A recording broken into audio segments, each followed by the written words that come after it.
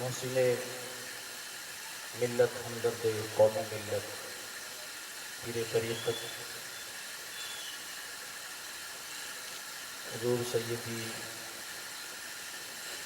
ہاشمی میاں المعروف پیر باپو صاحب قادری دامت برکاتہم العالیہ، بزرگ و دوستو، نوجوان ساتھیو، السلام علیکم ورحمۃ اللہ وبرکاتہ۔ الحمدللہ رب العالمین والعاقبۃ للمتقین، والصلاة والسلام علی سید الانبیاء والمرسلین وعلی آلہ الطیبین واصحابہ الطاہرین اجمعین، اما بعد، اعوذ باللہ من الشیطان الرجیم، بسم اللہ الرحمن الرحیم۔ سبحان الذي أسرى بعبده ليلا من المسجد الحرام إلى المسجد الأقصى الذي باركنا حوله لنريه من آياتنا إنه هو السميع البصير، صدق اللہ العظیم۔ انتہائی خلوصیت اور احترام کے ساتھ اپنی اور ساری کائنات کے مرکز عقیدت، کونین کی زینت، آفتاب رسالت، مہتاب نبوت، حضور احمد مجتبی محمد ارواحنا فدا صلی اللہ تعالیٰ علیہ وسلم کی بارگاہ بے کس پناہ میں جھوم کر درود پاک کا ہدیہ پیش کریں۔ اللہم صلی علی سیدنا شفیعنا نبینا مولانا محمد طب القلوب و دوائها عافیت الابدان و شفائها نور الابصار و ضیائها وعلی آلہ وبارک وسلم۔ صلاۃ و سلام علیک یا رسول اللہ صلی اللہ علیہ وسلم۔ اللہ کے رسول صلی اللہ تعالیٰ علیہ وسلم ایک دفعہ مسجد میں بیٹھے ہوئے تھے، ایک بندہ آیا، نماز پڑھی، اور نماز پڑھنے کے بعد وہ اس انداز سے دعا کرتا ہے، اے اللہ تو مجھ پر رحم فرما، اے اللہ تو مجھ پر کرم فرما۔ اپنی دعائیں کرنے کے بعد وہ بندہ جانے لگا، اللہ کے رسول صلی اللہ علیہ وسلم نے اس بندے کو بلایا اور حضور نے فرمایا، تو نے بڑی جلدی کر دی، تجھے کرنا تو یہ چاہیے تھا کہ پہلے نماز پڑھتا، اس کے بعد دعا کے لیے جب ہاتھ اٹھاتا اللہ کی حمد و ثنا بیان کرتا جو اس کی شان کے لائق ہے، اس کے بعد میری ذات پر درود پڑھتا، اس کے بعد دعا کرتا تو اللہ تیری دعا سنتا۔ ایک دوسرا بندہ آیا، اس نے ایسا ہی کیا جیسا رسول اللہ صلی اللہ علیہ وسلم نے اس بندے سے کہا تھا۔ جب وہ جانے لگا تو حضور فرماتے ہیں اللہ نے تیری دعا سنی اور اللہ تیری دعا قبول بھی فرمائے گا۔ یہ درود پاک کا یہ فیضان ہے، اور مولا علی کرم اللہ تعالیٰ وجہ الکریم کا وہ فرمان علی شان ہے۔ اللہ سے جب بھی مانگو تو پہلے درود پڑھ لیا کرو، کیونکہ اللہ کی یہ عادت ہے ہی نہیں، سنت الہی یہ ہے ہی نہیں کہ وہ ایک چیز کو قبول کرے اور دوسری چیز کو رد کر دے۔ ارے وہ تو دعا درود قبول کرے گا ہی، درود کے صدقے تمہاری مانگی دعا کو بھی قبول کر لے گا۔ جی لگا کر درود پاک پڑھے، اللہ رب محمد صلی اللہ علیہ وسلم، نحن عباد محمد صلی اللہ علیہ وسلم دائما ابدا ابدا۔ اعلی حضرت عظیم البرکت مجدد الدین و ملت الشاہ امام احمد رضا خان فاضل بریلوی علیہ رحمہ فرماتے ہیں، آقا کی شان عظمت کو بیان کرتے ہوئے حضور کس انداز سے ہم آپ کی شان بیان کریں اور کیا بیان کریں؟ محمد سر وحدت ہے، رمز اس کی کوئی کیا جانے، شریعت میں تو بندہ ہے، حقیقت میں خدا جانے۔ کوئی حقیقت سمجھ نہیں سکا، بلکہ ابو بکر لمحہ لمحہ ساتھ رہنے والے اس ابو بکر سے حضور نے فرمایا، یا ابا بکر لم یعرفنی حقیقتاً غیر ربی، ابو بکر میری حقیقت کو میرے خدا کے سوا کوئی نہیں جانتا، میں کیا ہوں کوئی نہیں جانتا۔ اعلیٰ حضرت کہتے ہیں حضور ہم کیسے آپ کی عظمتوں کو کیسے بیان کریں؟ تو لکھتے ہیں سرور کہوں کہ مالک و مولا کہوں تجھے، باغ خلیل کا گل زیبا کہوں تجھے، صبح وطن پہ شام غریباں کو دو شرف، صبح وطن پہ شام غریباں کو دو شرف، بے کس نواز گیسو والا کہوں تجھے، تیرے تو وصف عیب تناہی سے ہے بری، حیران ہوں میرے شاہ میں کیا کیا کہوں تجھے، حیران ہوں میرے شاہ میں کیا کیا کہوں تجھے، اور مجرم ہوں اپنے عفو کا سامہ کروں شہا یعنی شفیع روزے جزا کیا کہوں تجھے یعنی شفیع روزے جزا کا کہوں تجھے تیرے تو وصف عیب تناہی سے ہے بری حیران ہوں میرے شاہ میں کیا کیا کہوں تجھے کہہ لے گی سب کچھ ان کے ثنا خاں کی خاموشی چپ ہو رہا ہے کہہ کے میں کیا کیا کہوں تجھے لیکن رضا نے ختم سخن اس پہ کر دیا خالق کا بندہ خلق کا آقا کہوں تجھے خالق کا بندہ خلق کا آقا کہوں تجھے ایک بار اور جی لگا کر بارگاہ رسالت مآب صلی اللہ علیہ وسلم میں درود پاک ہدیہ پیش فرمائیں اللہم صلی اللہ علیہ وسلم سیدنا شفیعنا نبینا مولانا محمد طب القلوب و دوائہ عافیت الابدان و شفایہ نور الابصار و ضیائہ وعلی آلہ وبارک وسلم صلاۃ و سلام علیکہ یا رسول اللہ حضرات آج کی گفتگو میں نے آپ کے سامنے سورہ بنی اسرائیل کی ایک آیت کریمہ آپ کے سامنے تلاوت کی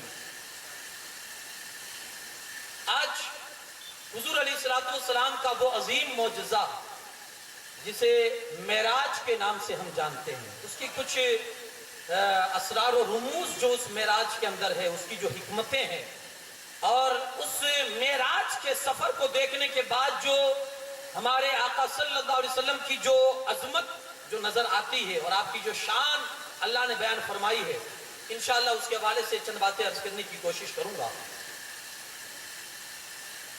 اللہ پاک نے سراپا میرے مصطفیٰ کا پورا وجود ہی معجزہ بنا کر بھیجا ہر نبی کو اپنے اپنے زمانے میں اللہ نے معجزات دیے کسی کو 2-4 کسی کو 5-10 لیکن حضور کی یہ خاص حضور کے لیے امتیاز ہے ایک شان امتیازی رسول اللہ کی ہے کہ اللہ نے سراپا وجود آپ کا معجزہ بنا کر کائنات میں بھیجا حضور کا چلنا معجزہ بیٹھنا معجزہ بولنا معجزہ مکہ میں رہنا معجزہ مدینہ ہجرت کرنا معجزہ مدینے میں رہنا معجزہ یعنی ہر لحاظ سے آپ دیکھیں گے اللہ کے رسول صلی اللہ علیہ وسلم کی ذات اقدس آپ کو معجزہ نظر آئے گی اور یہ شرط صرف مصطفیٰ کو حاصل ہے کہ اپنے اپنے زمانے میں سب نبیوں نے معجزات دکھائے جو ان کے زمانے میں تھا انہوں نے معجزات دیکھے اب کوئی ان کے معجزات نہیں دیکھ سکتا یہ شان امتیاز صرف ہمارے نبی کی ہے کہ آج بھی اور صبح قیامت تک ہم رسول اللہ کے معجزات دیکھتے رہیں گے یہ شان صرف رسول اللہ کو حاصل ہے ہر نبی کے معجزے اپنے زمانے تک محدود رہے ہیں یہ صرف میرے نبی کا معجزہ ہے قیامت تک لوگ دیکھتے رہیں گے کبھی اولیاء کی شکل میں ان کی کرامتوں کی شکل میں اور کبھی علماء کی شکل میں معجزات حضور کے ظاہر ہوتے ہی رہیں گے کیونکہ علماء کرام فرماتے ہیں نا کہ سورج کی مثال نبوت کی مثال سورج کی جیسی ہوتی ہے نبوت کی مثال سورج کی جیسی ہوتی ہے اور چاند ولیوں کی مثال چاند کی طرح ہوتی ہے سورج میں جتنی طاقت ہوگی نا چاند اتنا ہی چمکے گا نبی میں جتنا پاور اور طاقت ہوگی اس کا عکس چاند پر اتنا ہی پڑے گا اب بتائیے ہمارے نبی میں طاقت کتنی تھی تو نبوت کا سورج جب اتنا طاقتور ہے تو جب اس کی روشنی چاند پر پڑے گی یعنی ان کے زمانے کے ولیوں پر پڑے گی تو پھر ان سے جو کرامتیں نکلے گی وہ کیسے نکلے گی آج جو ہماری نظروں کے سامنے اولیاء اللہ کی جو کرامات ہے یہ شان مصطفیٰ ہے یہ شان مصطفیٰ کا یہ اظہار ہے کہ اصل میں طاقت تو رسول اللہ ہی کی ہے روشنی حضور ہی کی ہے ظاہر ولیوں کی شکل میں ہو رہی ہے روشنی حضور ہی کی ہے اب اگر حضور غوث پاک کے معجزات کو آپ دیکھیں حضور غریب نواز کے معجزات کو دیکھیں اگر حضور غریب نواز بھی اپنے معجزات دکھا رہے ہیں تو وہاں روشنی وہ سورج ہی کی ہے نبی جو نبوت کا سورج ہے ہمارے نبی وہی روشنی ہے آج چھٹی شریف بھی ہے حضور غریب نواز رضی اللہ تعالیٰ عنہ آپ کا وہ معجزہ بڑا مشہور ہے کہ جب آپ اجمیر کی دھرتی پر آئے پورا ماحول وہ کفرستان جیسا تھا تو وضو کے لیے پانی لینے خادم گیا تو منع کر دیا گیا بھائی پانی نہیں لے سکتے ہو تو آپ نے کہا یہ مشکیزہ لے جاؤ کوزہ اور پانی لے کر آؤ گئے مشکیزے کوزے میں پانی لیا تو پورا جو دریا تھا وہ کوزے میں آ گیا یہاں تک کہ لکھنے والے لکھتے ہیں کہ اجمیر کے کنویں بھی خشک ہو گئے پورا پانی کوزے میں آ گیا. یہاں ایک آدمی اعتراض کرتا ہے کہ یار یہ بات سمجھ میں نہیں آتی کہ بیٹا ہو کے پانی کی ضرورت پڑی, پانی سے انکار ہوا, ہم پانی نہیں دیں گے. تو ایک کوزے میں پورا سمندر لے لیا, پورا دریا ہی لے لیا, اور وہاں کربلا میں باپ تھے, سامنے نہر فرات تھے. انکار ہوا کہ پانی نہیں دیں گے, صبر کیا مگر پانی کو بلایا نہیں اپنے پاس. آپ کیا سمجھتے ہیں کہ امام حسین چاہتے تو فرات قدموں پر نہیں آ جاتا؟ سمجھ میں یہ نہیں آتا کہ بیٹے کے سامنے جب بات آئی تو کوزے میں پورا دریا سمیٹ لیا, بلوا لیا, اور جب باپ کے سامنے بات آئی صبر کیا, پیاسے رہے, شہید ہو گئے. کہا حضور یہ فلسفہ سمجھ میں نہیں آتا. تو کہنے والے نے بڑا پیارا جواب دیا, کہا حضور غریب نواز کے سامنے دشمن تھے جو اسلام کو نہیں مانتے تھے, اللہ کو نہیں مانتے تھے, رسول اللہ کو نہیں مانتے تھے. غریب نواز کو اس وقت اسلام کی طاقت بتانی تھی.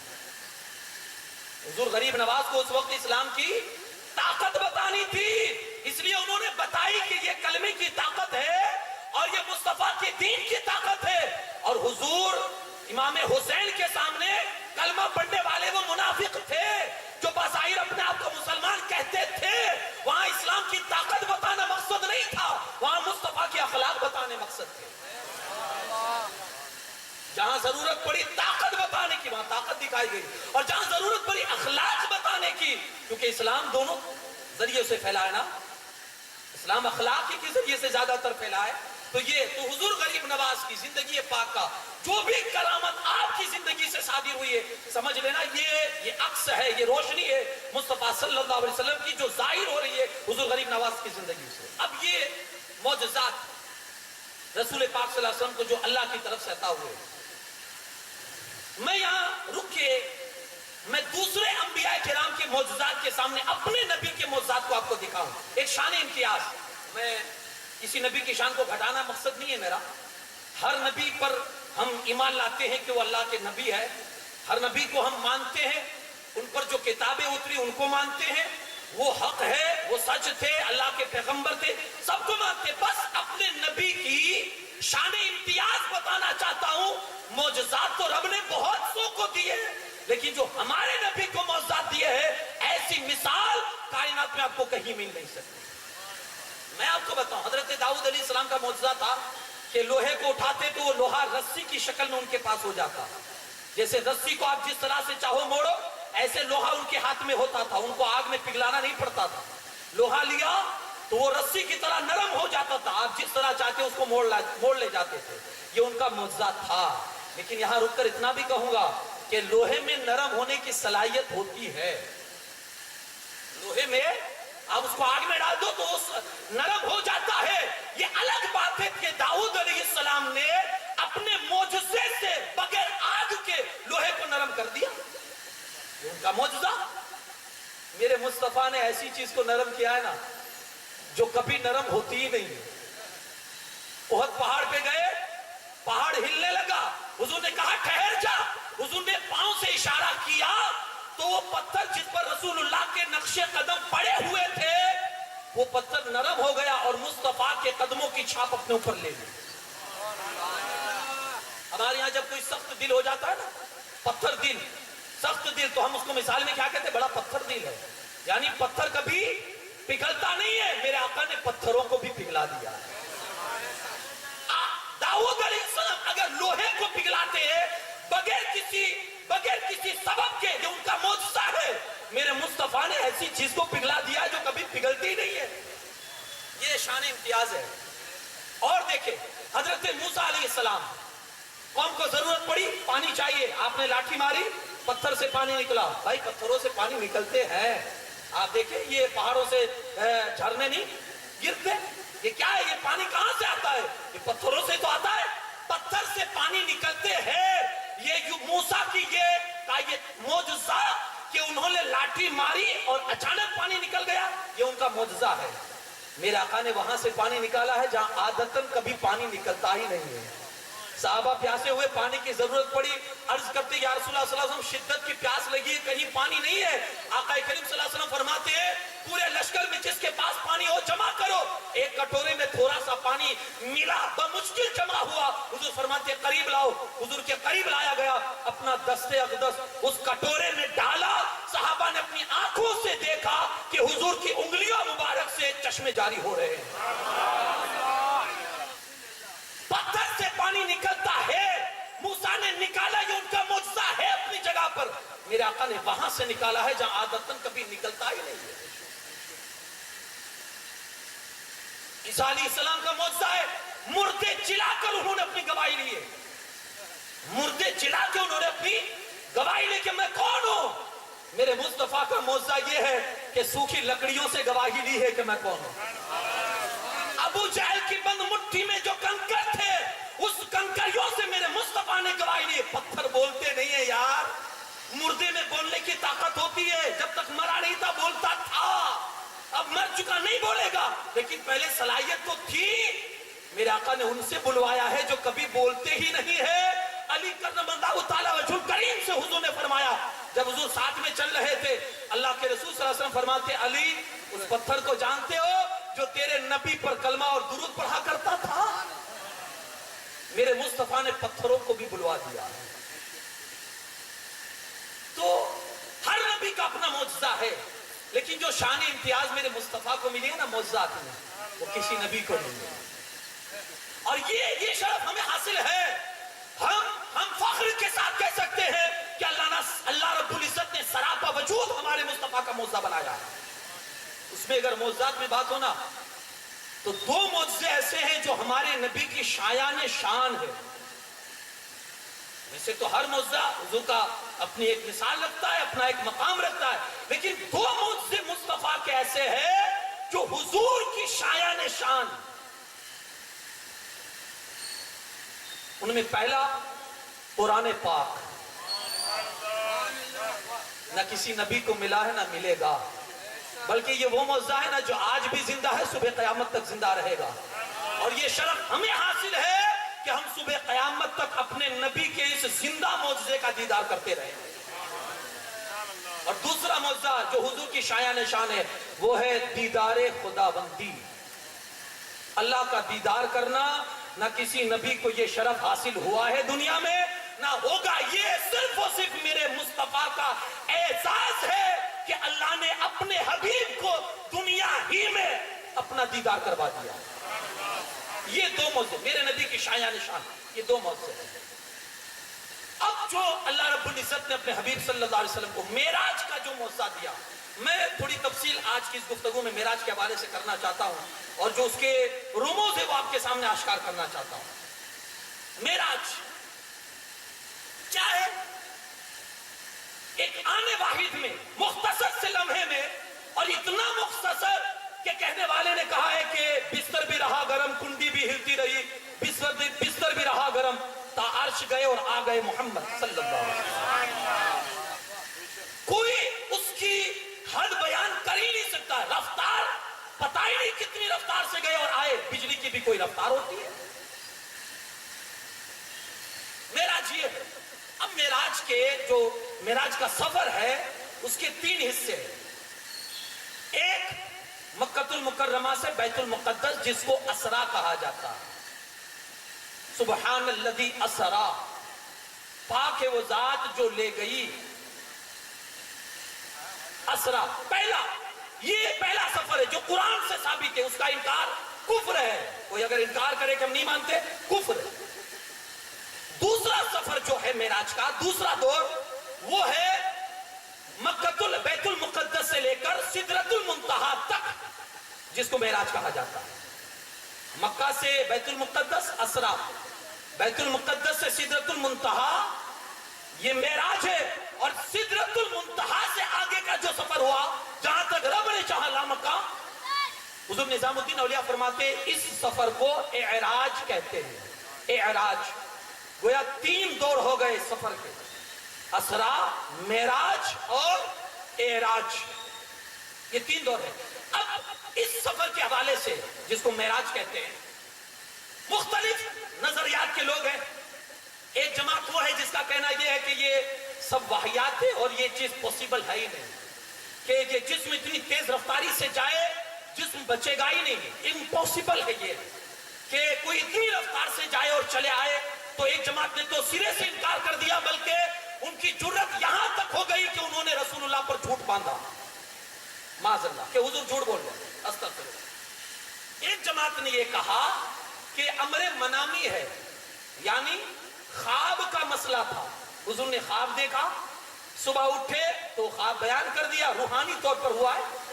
خواب ہے, خواب میں تو آدمی کچھ بھی کر سکتا ہے, تو سب پوسیبل ہے. کسی نے یہ کہا. اور ایک جماعت وہ ہے جو یہ کہتی ہے کہ ہاں حضور مکہ المکرمہ میں حضرت ام ہانی کے گھر سے چلے ہیں بیت المقدس, وہاں سے عرش اعظم سدرۃ المنتہا, ساتوں آسمان سے بھی اوپر جہاں تک رب نے چاہا, آنڈے واحد میں گئے اور آئے. یہ الحمدللہ ہمارا اور عقیدہ آپ کا. تو جنہوں نے یہ کہا کہ یہ پاسبل ہی نہیں ہے کہ جسم اس طرح سے جائے, تو شاید ان کو معلوم نہیں ہے کہ کبھی کبھی جو چیز عادتاً محال ہوتی ہے نا, کبھی کبھی وہ ہو جاتی ہے. آپ دیکھیں ایروپلین میں پیچھے کی زندگی میں اگر آپ جائیں تو آپ کو اندازہ ہوگا کہ پہلے لوگوں کا تصور بھی نہیں ہو سکتا تھا کہ اتنے ہزاروں ٹن کا یہ لوہا ہوا میں کیسے پرواز کر سکتا ہے, لیکن آج پوسیبل ہو گیا لوگوں کے لیے. اب یہ معراج میں جو رسول اللہ صلی اللہ علیہ وسلم گئے, معراج لوگ کہتے ہیں سفر, میں کہتا ہوں سفر نہیں ہے. معراج سفر نہیں ہے, معراج سیر ہے, اور سفر اور سیر میں فرق ہوتا ہے. آپ کہیں گے وہ کیسے؟ سفر ہم جلدی میں کرتے ہیں, سفر میں ہمیں معلوم نہیں ہوتا ہے کہ کہاں کون سی چیز کیا ہو رہی ہے کیا نہیں. ہمیں اپنا مقصد معلوم ہوتا, وہاں جانا ہے, یہ کام نپٹانا اور چلے آنا ہے. سفر میں ہم ہر وقت جلدی میں ہوتے ہیں. حالت یہ ہوتی ہے کہ اگر تھوڑی سی دیر ٹرین میں ہو جائے, لیٹ ہو جائے, بس لیٹ ہو جائے, تو ہماری بے چینی بڑھ جاتی ہے کہ یار کب گاڑی آئے گی. یہ سفر میں ہمیشہ جلدی ہوتی ہے, اور سیر میں آدمی اطمینان سے جاتا ہے, سب دیکھتے ہوئے جاتا ہے کیا ہے کہاں کیا ہے, کیونکہ گھومنے ہی کی نیت سے نکلا ہے, تو اس میں جلدی نہیں ہوتی ہے. یہ سفر معراج سفر نہیں ہے, یہ سیر ہے. حضور علیہ الصلوۃ والسلام بڑی اطمینان سے گئے, اور اللہ کی ہر چیز کو جو اس کی نشانیاں تھی اس کا مشاہدہ آپ نے فرمایا ہے. اچھا ایک بات اور بھی یہاں سنیں, سیر حضور فرماتے ہیں کہ اللہ فرماتا ہے کہ میں نے یہ سیر کروائی. اسرا, اللہ فرماتا میں نے یہ سیر کروائی. نہیں, حضور اپنی مرضی سے نہیں گئے تھے. ہم اگر اپنی مرضی سے کہیں جائیں, آپ کی بہت بڑی فیکٹری ہے, میں اگر آیا تو میرا کام ہوگا جو وہ میں نپٹا کے چلا جاؤں گا. آپ کے آفس میں آیا, میں نے کام ختم کیا, میں چلا گیا. اب آپ کی کمپنی میں کیا ہو رہا ہے, کون سا مشین کہاں لگا ہوا ہے, یہ تو مجھے معلوم نہیں ہوگا. آپ اسپیشلی مجھے وزٹ کے لیے بلا رہے ہیں, ملاقات کے لیے بلا رہے ہیں, تو آپ آفس سے بٹھا کر نہیں روانہ کر دیں گے. آپ بلائیں گے اور ایک ایک پرزے کو آپ پہچانے پائیں گے. آپ ایک ایک جگہ دکھائیں گے مجھے, یہ مشین جرمن سے میں نے منگوایا ہے, یہ مشین جاپان کی ہے, یہ فلانے کی ہے, یہ فلاں سے میں نے, یعنی ایک ایک چیز کا آپ مشاہدہ کروائیں گے. سفر معراج میں, سیر معراج میں آقا کریم صلی اللہ علیہ وسلم خود نہیں گئے تھے, اللہ لے گیا تھا. اور جب لے گیا تو ایسا نہیں کہ ایک دو چیز دکھا کے بھیج دیا ہو, نہیں, کائنات کی جو مشاہدات کروانے کی چیزیں تھی اللہ نے ہر چیز کا مشاہدہ کروایا. محبوب جنت بھی دیکھ لو, محبوب دوزخ بھی دیکھ لو, محبوب عرش اعظم کو بھی دیکھ لو, محبوب لوح قلم کو بھی دیکھ لو. ہر چیز کا مشاہدہ کروانے کے بعد جو سب سے اہم دیدار تھا, اپنا دیدار اپنے پاس بلایا اور اپنے دیدار سے مشرف بھی کروا دیا. یہ سیر اور یہ سفر معراج. حضور علیہ الصلوۃ والسلام ہے کیا یہ معراج؟ اپنے حضرت ام ہانی کے گھر پہ تشریف فرما تھے, اپنی بہن کے گھر پر. حضرت جبریل امین آئے, اللہ کے رسول صلی اللہ علیہ وسلم آرام فرما رہے ہیں, آئے اپنی کافوری آنکھوں کو حضور کے تلووں پر رگڑا, اس کی ٹھنڈک سے کریم صلی اللہ علیہ وسلم کی آنکھ مبارک کھلی. حضور نے فرمایا بھائی جبریل کیا مسئلہ ہے؟ عرض کرتے ہیں یا رسول اللہ صلی اللہ علیہ وسلم, اللہ آپ کی بارگاہ میں سلام بھیجتا ہے اور اللہ آپ کے دیدار کا مشتاق ہے, چلیے. حضور فرماتے ہیں کہ مجھے لے جایا گیا اور میرے سینے کو چاک کیا گیا, میرے سینے کو چاک یعنی آپریشن کیا گیا. آپریشن یہ سینہ چاک کرنے کا مسئلہ اللہ کے رسول صلی اللہ علیہ وسلم کی زندگی میں اس سے پہلے بھی ہوا ہے. جب آپ 2 سال کے تھے حضرت دائی حلیمہ کے پاس تھے تو وہاں بچوں کے ساتھ تھے حضور علیہ السلام. تو 2 شخص آئے اور انہوں نے آ کر حضور کو پکڑا اور سینے کو چاک کیا, کوئی چیز نکالی اور کچھ ڈالا. جو بھائی آپ کے تھے ساتھ میں حضرت دائی حلیمہ کے دوسرے بیٹے گھبرائے, دوڑے ہوئے گئے حضرت دائی حلیمہ کے پاس. غضب ہو گیا, محمد صلی اللہ علیہ وسلم کو کسی نے قتل کر دیا. وہ گئے, جا کر دیکھا تو اللہ کے رسول صلی اللہ علیہ وسلم کے چہرے پر جلال اور آقا کریم صلی اللہ علیہ وسلم درود پاک پڑھے اللہم صلی اللہ علیہ وسلم.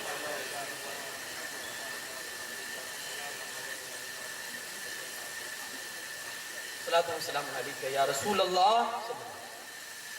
حضور علیہ السلام گھبرائے ہوئے بیٹھے ہیں. یہ جو شق صدر کا جو یہ واقعہ ہوا, یہ حکمت کیا تھی؟ نبوت کے جو اسرار و رموز تھے جو وہ اس وقت بچپن سے ڈالنا مقصد تھا. ایک واقعہ دوسرا پیش آیا غار حرا میں. جب آقا کریم صلی اللہ علیہ وسلم پر سب سے پہلی وحی آئی تو آپ کا سینے مبارک کو چاک کیا گیا اور کچھ ڈالا گیا.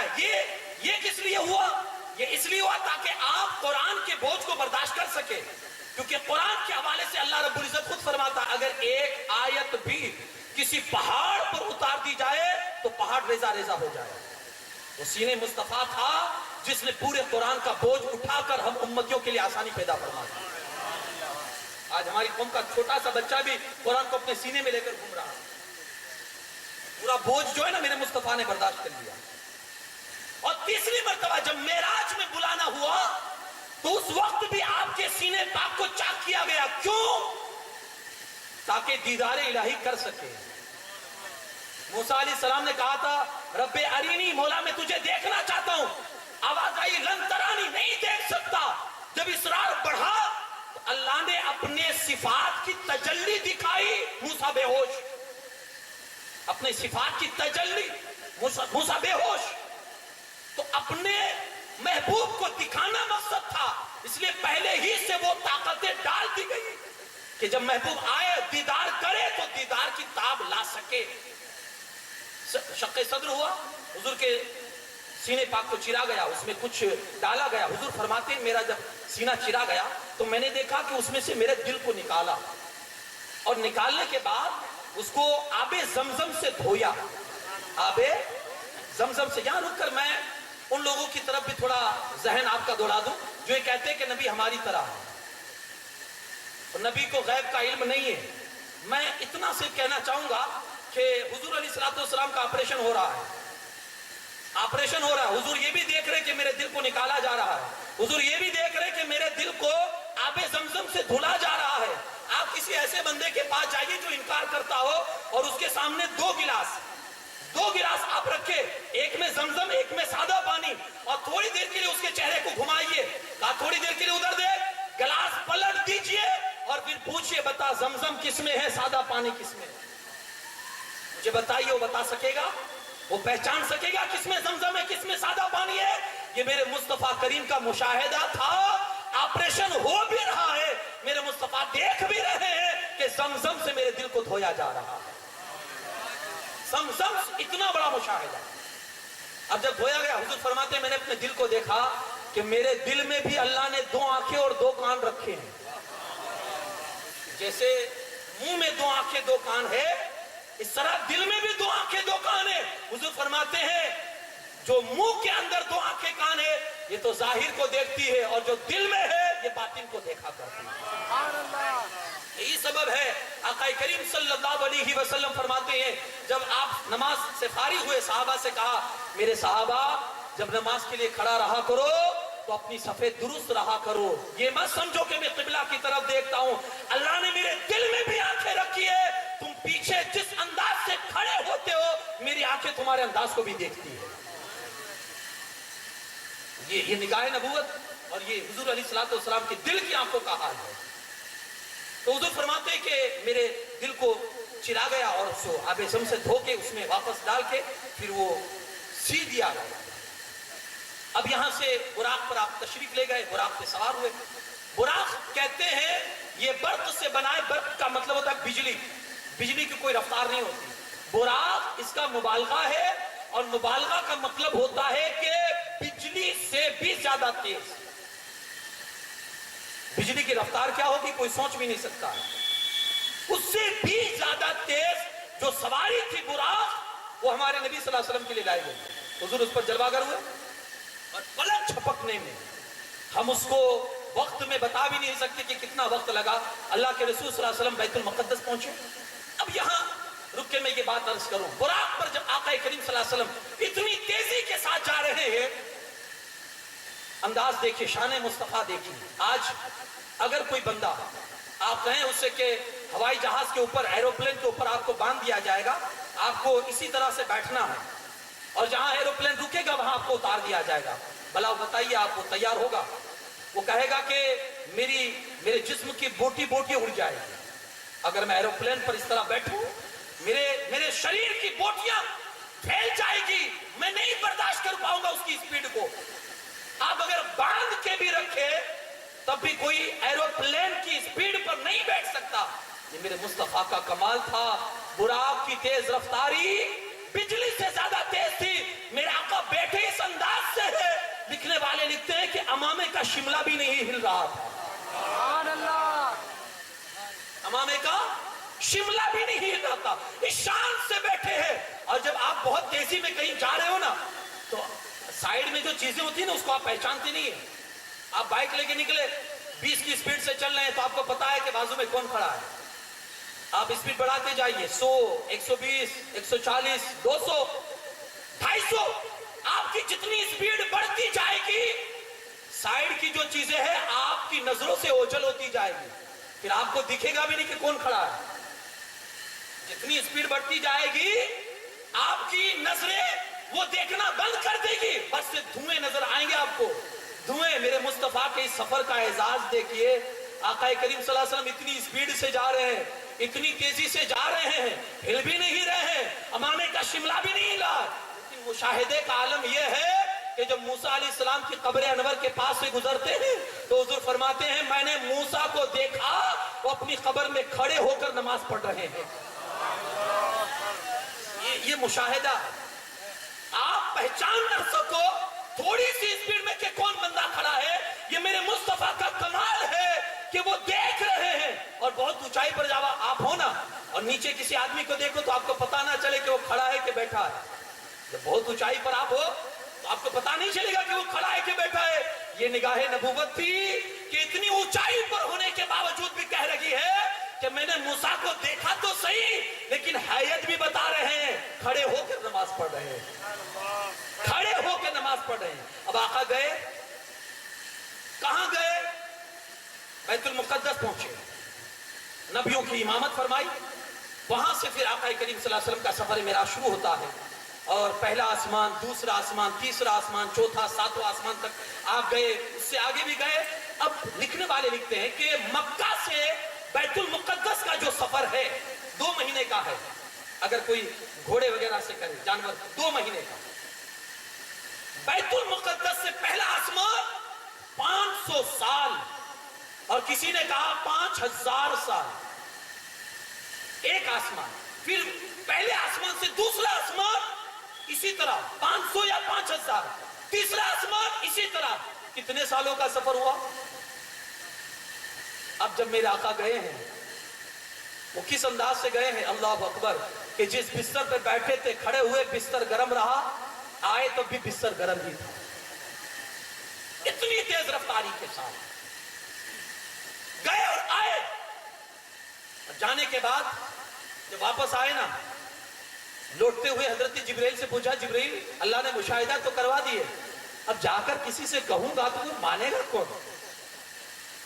اتنے کم سمے میں یہ آپ اس پر اپنا اللہ کا شکر ادا کیجئے گا کہ اللہ نے, ورنہ یہ معاملہ ایسا ہے نا معراج کا کہ عقلوں میں سمانے والی بات ہے ہی نہیں.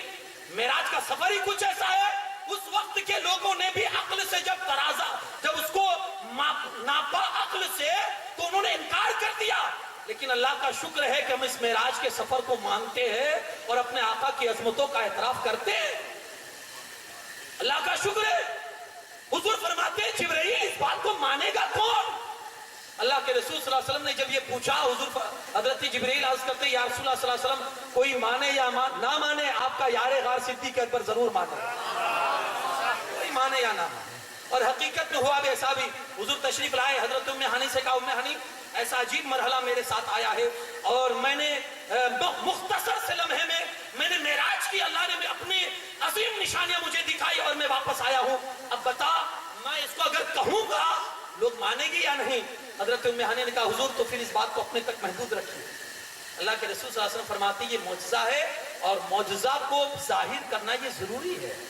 باہر نکلے تو سب سے پہلے وہ جاہل ہی نظر آیا جو بہت بڑا عقل مند تھا, جو اس زمانے میں لوگوں کی نظروں میں بہت دانشور سمجھا جاتا تھا, لیکن حضور کی زبان سے نکلا تھا ابو جہل. یہ جاہل ہی نہیں, جاہلوں کا باپ ہے.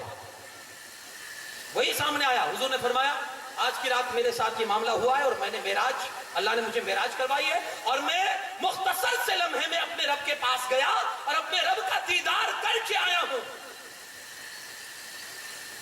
تو ہنسنے لگا, سیدھا گیا حضرت ابو بکر کے پاس کہ اب موقع ملا ہے, اب ان کو جھوٹا ثابت کرنا ہی پڑے گا کہ یہ کتنے بڑے جھوٹے ہیں معاذ اللہ.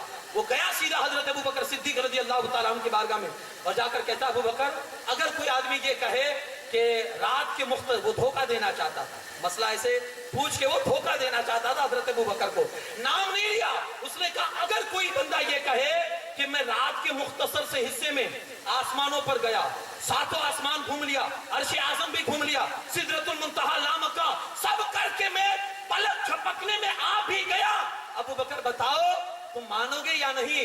حضرت ابو بکر نے یہ نہیں کہا کہ میں مانوں گا یا نہیں, پہلے فرماتے ہیں پہلے یہ بتا یہ بات کہی کس نے ہے. مسئلہ بات کی بات ہے, پہلے یہ بتا یہ بات کہی کس نے ہے. اس نے کہا تم بتاؤ نا, کہیں نہیں, پہلے یہ بتا یہ بات کہی کس نے ہے. کہا تیرے یار نے کہی ہے. کہا انہوں نے کہی ہے. کہا ہاں. تو کہا وہ بالکل سچ فرماتے ہیں. اسی وقت حضرت جبرائیل امین بارگاہ رسالت میں حاضر ہوتے ہیں, عرض کرتے یا رسول اللہ صلی اللہ علیہ وسلم اللہ فرماتا ہے اب سے ابو بکر کو ابو بکر نہیں صدیق کہا جائے, صدیق اکبر کہا جائے.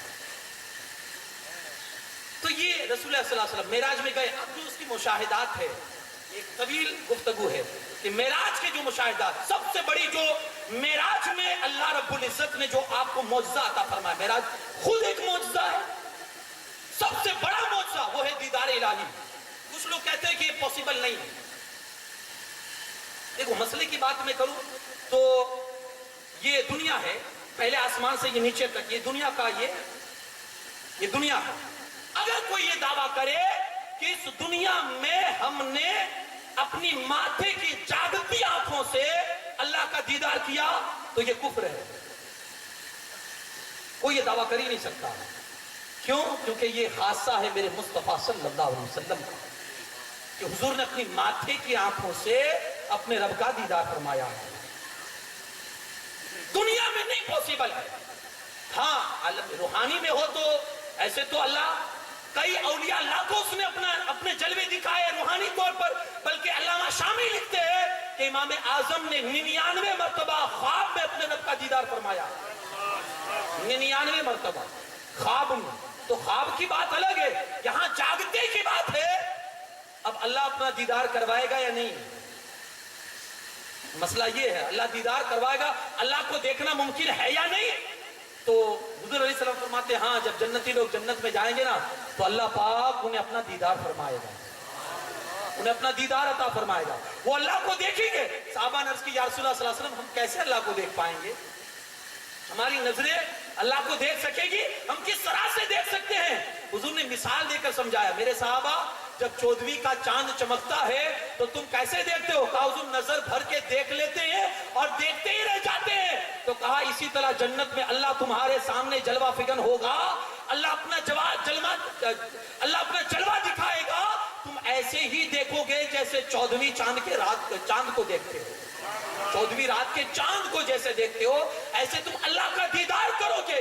بلکہ قرآن میں ایک جگہ تو ہے ان دا ملک مقتدر، ان دا صدق ملک مقتدر، قرآن میں یہ الفاظ ہے کہ اللہ اپنے سامنے کرسیاں بچھوائے گا، اللہ اپنے سامنے کرسیاں بچھوائے گا، اور جو لوگ اس کے اپنے محبوب بندے ہیں ان کرسیوں پر انہیں بٹھا کر اپنا جلوہ دکھائے گا۔ اللہ پاک اس طرح سے اپنا جلوہ دکھائے گا۔ تو اللہ کو دیکھنا، لیکن ہاں اس دنیا میں نہیں، اس دنیا سے جب ہم اوپر چلے جائیں گے جس کو آخرت کی زندگی کہتے ہیں، تو پھر وہاں جا کر اللہ کا دیدار ممکن ہے اور بندے کو اللہ کا دیدار کروایا جائے گا۔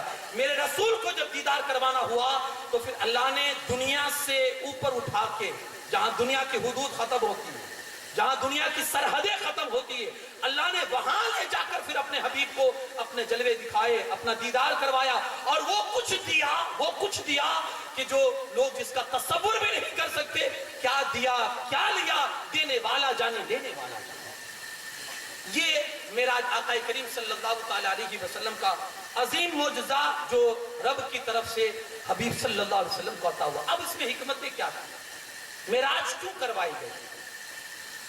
الگ الگ حساب سے لوگوں نے اس کی حکمتیں بیان کی ہے معراج کی، کہ ہر نبی آئے سب نے اللہ کی گواہی دی اللہ ایک ہے، لیکن کسی نے دیکھا نہیں تھا، سب نے یہی کہا ہم نے سنا ہے، ہم سے کہا گیا اللہ ایک ہے، سب نے آ کر یہی کہا۔ آخر میں جب خاتم النبیین صلی اللہ علیہ وسلم تشریف لائے تو سب نے جب دیکھنے کی بات کی کہ ہم نے دیکھا نہیں ہے سنا ہے، اللہ پاک نے اپنے حبیب کو بلایا، محبوب کوئی تو ایسا ہونا چاہیے جو یہ کہے کہ ہاں میں نے دیکھا ہے، تاکہ ایک مہر لگ جائے۔ جب دیکھنے والا آ گیا تو اب سننے والوں کی بات نہیں، اب دیکھنے والے کی بات ہوگی۔ ٹھیک ہے، حبیب گئے، اللہ کا دیدار کر کے آئے اور فرمایا میں نے دیکھا ہے اللہ ایک ہے۔ دوسری جو حکمت بیان کی جاتی ہے، قرآن پاک میں اللہ رب العزت فرماتا ہے ان اللہ اشترى من المؤمنین انفسهم واموالهم بان لهم الجنہ، اللہ نے خرید لیا مومنوں سے ان کے جان اور مال کو، کس کے بدلے میں؟ جنت کے بدلے میں۔ سودا ہو گیا، یہ سودا فائنل ہو چکا، اللہ نے خریدا کن سے؟ مومنوں سے۔ کیا چیز؟ ان کا جان، ان کی جان اور ان کا مال۔ بیچ میں سودے میں وکیل کون ہے؟ جناب محمد رسول اللہ صلی اللہ علیہ وسلم بیچ میں سودے میں وکیل ہے۔ اب آپ دیکھیں گے کہ جب سودا ہوتا ہے تو وکیل کو وہ چیز دیکھنی چاہیے یا نہیں؟ جو بیچ میں ہے انہیں اس چیز کا پتہ تو ہونا چاہیے کہ یہ چیز ہے۔ حضور علیہ الصلوۃ والسلام نے ہماری جان دیکھی، ہمارا مال دیکھا، سب کچھ دیکھ لیا، جنت تو نہیں دیکھی تھی جس کے بدلے میں سودا ہوا ہے۔ تو اللہ پاک فرماتا ہے محبوب تو نے اپنے امتیوں کی جان بھی دیکھ لی، مال بھی دیکھ لیا، اب آج جس کے بدلے میں سودا ہوا ہے جنت، ذرا آؤ اس جنت کے نظارے بھی دیکھ لیں۔ جس کے بدلے میں سودا ہوا ہے اس جنت کے نظارے بھی دیکھ لے کہ ہم نے جو اپنے آنے والے بندوں کے لیے جو جنت کو سوارا ہے وہ جنت کیسی ہے، اور جو ہم نے ان کی جان خریدی ہے اس کے بدلے میں جنت رکھی ہے، سودا گھاٹے کا تو نہیں ہے۔ محبوب آ دیکھ لے۔ تو اللہ کو اس سودے کو مکمل کرنا تھا، اپنے حبیب کو بلا کے جنت دکھا دی۔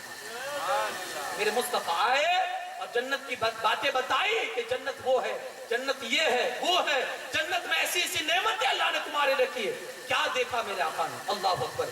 جنت کے مشاہدے بھی فرمائے، جنت میں بہت کچھ آپ نے دیکھا۔ اسی طرح سے اللہ نے دوزخ کے مشاہدے بھی کروائے، حضور نے دوزخ میں بھی دیکھا۔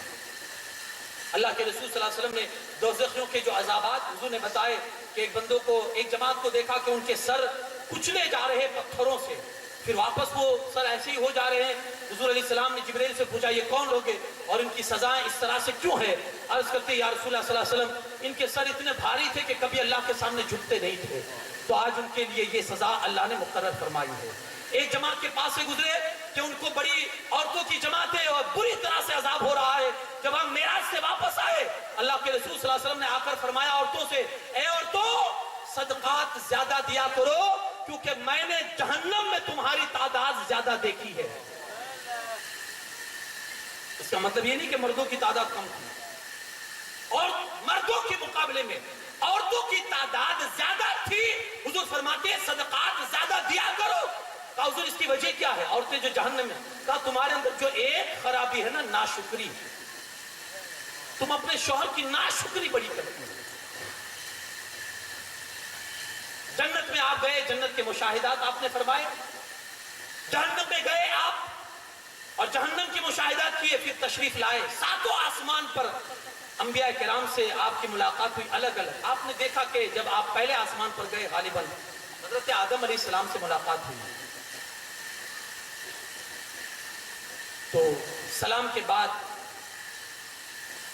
خیر مقدم کے بعد جو بات ہوئی، حضرت آدم علیہ السلام کی حیت حضور نے یہ دیکھی. ایک کرسی پر بیٹھے ہوئے ہیں، ان کے دائیں طرف بھی کچھ ارواح ہے اور ان کے بائیں طرف بھی کچھ ارواح ہیں، یعنی انسانوں کی روحیں ان کے بائیں طرف ہے. جب وہ اپنے دائیں طرف دیکھتے ہیں تو ہنسنے لگتے ہیں، اور جب اپنے بائیں طرف دیکھتے ہیں تو رونے لگتے ہیں. اللہ کے رسول صلی اللہ علیہ وسلم نے وجہ پوچھی کہ یہ دائیں طرف دیکھ کر ہنستے ہیں، بائیں طرف دیکھ کر روتے ہیں، سبب کیا ہے؟ تو حضرت جبریل امین عرض کرتے ہیں یا رسول اللہ صلی اللہ علیہ وسلم، جو آپ دائیں بائیں جو ان کی ارواح دیکھ رہے ہیں، دائیں طرف جو روحیں ہیں وہ جنتیوں کی ہے. اپنی اولاد میں سے جب وہ جنتی لوگوں کو دیکھتے ہیں تو ہنستے ہیں، اور اپنی اولاد میں سے جب جہنمی لوگ کو دیکھتے ہیں تو وہ روتے ہیں. بلکہ ایک حدیث میں نے ایک روایت یہ بھی پڑھی تھی، جب قیامت کا دن ہوگا تو حضرت آدم علیہ السلام کو اللہ رب العزت بلائے گا اور فرمائے گا کہ آدم اٹھو اور اپنی اولاد میں سے لوگوں کو جہنم میں لے جاؤ، ڈالو جہنم میں. حضرت آدم علیہ السلام عرض کریں گے مولا کتنوں کو ڈالوں؟ اللہ فرمائے گا ہر 1000 میں سے 999 کو جہنم میں ڈال دو. ہر 1000 میں سے 999. یہ سن کے صحابہ کرام حدیث سن رہے تھے، رونے لگے. صحابہ کرام کی ہنسی اڑ گئی.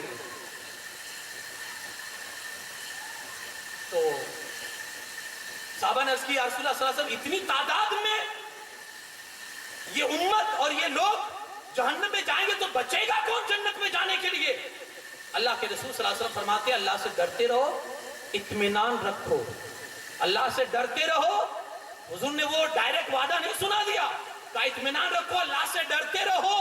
تمہارے علاوہ، جناتوں کے علاوہ، فرشتوں کے علاوہ اللہ نے 2 مخلوق اور بھی پیدا کی ہے جن کی تعداد تم سے کئی زیادہ ہے. 2 مخلوق اللہ نے اور بھی پیدا کی ہے جن کی تعداد تم لوگوں سے زیادہ ہے.